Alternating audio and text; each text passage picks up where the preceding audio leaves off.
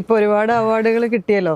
ഇനി എനിക്ക് തോന്നുന്നു സ്റ്റേറ്റ് അവാർഡിനും കൂടിയിട്ടുള്ള ഒരു വെയിറ്റിംഗിലായിരിക്കും എല്ലാവരും അല്ലേ? തീർച്ചയായിട്ടും ഞങ്ങൾ ഗ്രൂപ്പ് ഉണ്ട്. അപ്പോൾ ഗ്രൂപ്പിൽ എന്ന് പറഞ്ഞിരിക്കുകയെന്ന് വെച്ചാൽ മലയാള സിനിമയിൽ ഇത്രത്തോളം അവാർഡുകൾ കിട്ടിയ സിനിമ ഇങ്ങനെ നിൽക്കുന്ന സമയത്ത് സോഷ്യൽ മീഡിയയിലൊക്കെ ഇത്ര ആളുകൾ എഴുതുന്ന സമയത്ത് തീർച്ചയായിട്ടും പരിഗണിക്കപ്പെടാതെ പോകില്ല എന്നുള്ള വിശ്വാസത്തിലാണ് ഞങ്ങളിതിലുള്ള ക്രൂ മൊത്തത്തിൽ നിൽക്കുന്നത്.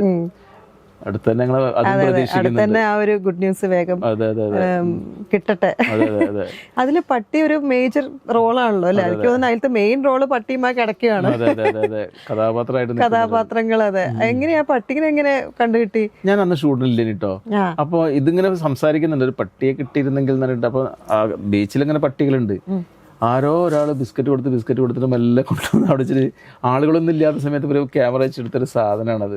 കറക്റ്റ് അത് വന്നത് കൊണ്ടാണ് അതിൻ്റെ ഒരു റിയാലിറ്റി നമുക്ക് ഫീൽ ചെയ്തത്.